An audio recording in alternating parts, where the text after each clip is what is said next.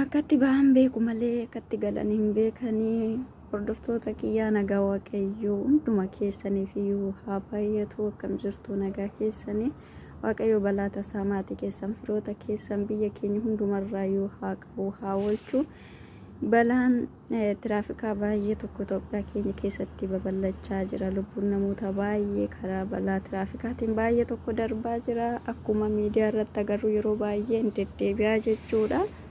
Waaqayyo balaa kanaa namaa oolchu. Obboloota koo namni nagaadhaan manaa bahee gaafa akka kanatti reeffi namaa gara mana ofiitti deebi'ee galu dhugaa baay'ee tokko nama gaddisiisa. Gadda laphee namaa cabsudha. Keessattuu ijoollonni amma suura isaanii kana maxxanse kun gadda dhugaa waaqayyo gadda laphee namaa cabsu waanuma jedhanii dubbatan illee kan nama wallaalchisu jechuudha.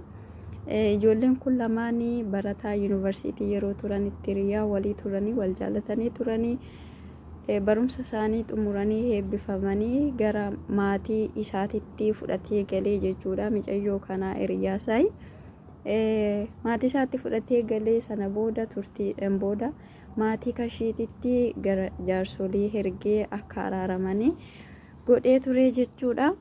Haa ta'uti garuu maatiin kan ishii tole jedhanii fi gaafa walitti araaramanii guyyaa cidhaa qopheeffatanii gaa'ela godhanna jedhanii karoorfatanii guyyaa kaleessaa abuunarraa ka'anii gara Finfinnee hodoo adeemaa jiranii jechuudha. Abbaa isaa jedhee haadha manaasaa kana jedhee otoo adeemaa jiranii konkolaataan kun ittiin garagaree lubbuun kasaa battalumatti darbee jechuudha.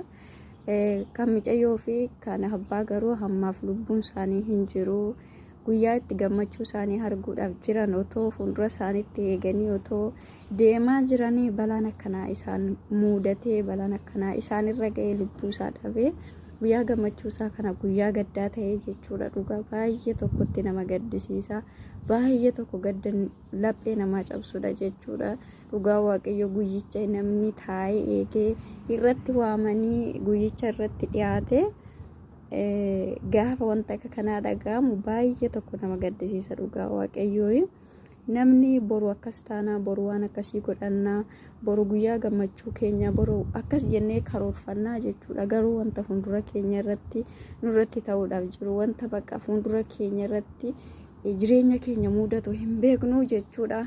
Kanaaf iyyuu baay'ee tokko nama gaddisiisa. Dhugaa waaqayyo bakka deemtan haala keessa jirtan hunduma keessanitti iyyuu dhugaa guyyaa dheeraa qabna kan bara dheeraa qabna jennee lakkaawwachuu osoo hin taane hojii hojjennu irratti qajeelummaa fi qulqullummaadhaan yoo deddeebine yoo lubbuun keenya lafa kanarraallee deeme jechuudha. Namni otoo hin du'in nafuu hundumti keenya iyyuu guyyaa eeggata malee namni lafa kanarratti hafu hin jiru. Garuu balaa tasaa balaa kana guyyaa itti gammachuu ofii erganii namni tokkicha hin dhalataa erga dhalatee immoo gaafa cidha isaa godhatu bakka nama lammaffaa dhalatee ta'ee mul'ataa jechuudha. Garuu isaan guyyaa kana hin hanqatanii. Dhugaa waaqayyoo guyyaatti gammachuu isaa eeganii guyyaatti cidha isaa eeganitti gadda isaa ta'ee reeffi isaatu baatamee gara mana maatii isaatiitti galee jechuudha. Dhugaa haati akkam akka jettu hin beeku. Dhugaa kuni baay'ee tokko laphee namaa cabsaa. Baay'ee tokko nama gaddisiisa. Waaqayyo jajjabina isaaniif haa kennu. Firoottan isaatii fi haadha manaa isaa kanaafillee waaqayyo gooftaan haa jajjabeessu. Egaa akka waaqayyo fide lafti baachuu hin dadhabdu jedhanii wanti godhamu hin jiru. Waaqayyo gooftaan bicha lubbuu isaanii haa maaru. Warroota lubbuu isaanii darbe namoota ja'an kana waaqayyo lubbuu isaanii haa maaru. Warroota immoo raafanii mana yaalaa hospitaala jiranii waaqayyo fayyina isaaniif haa kennu jenna. Kanaaf iyyuu obboloota koo keessattuu yeroo manaa baanu jechuudha. Haala keessa jirru hunduma keessaa baanee akka amantii keenyaatti waaqayyoon fuuldura buusuun gaariidha. Akka amantii keenyaatti amantii keenyaan kadhannee manaa bahuun gaariidha.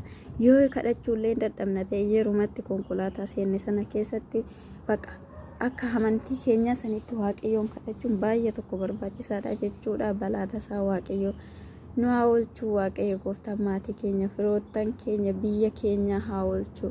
Itoophiyaatti mokkoo malee deddeebi'aa jira baraan tiraafikaa jechuudha. Gara abuunagindi baratti gara gincii kana immoo yeroo ammaa kanatti aspaaltiin hojjetamaa waan jiruuf iyyuu daandiin xiqqoo ishii rakkina uumuus hin danda'a. Innaa akkasiin isiniin jedha obboloota koo baay'ee tokko nama gaddisiisa baay'ee tokko dhugaa waanuma jedhanii dubbatan nama wallaalchisa. Egaa gaddisaa gammachuun isaa gaddatti geeddaramee cidha isaatiif kan eegaman awwaala isaatiif ta'ee jechuudha. Egaa wanti godhamu tokko iyyuu hin jiru dhugaa waaqayyo bichaa lubbuu isaa haa maaru isa lafarraa dhabeellee isa waaqarraa waan isan dhoowwatiin jedha obboloota koo innaa kanadha. Isinoo akkami jajjabaattu Ramadaan raafaa jirtu ijoolleen biyyoota arabaa keessa jirtan Ramadaan akkuma isiniin jechaa jiran akkuma miilana jalatti fiixee jiran isiniin jedha innaa guddaan isin jaalladhaa eebbifamaa.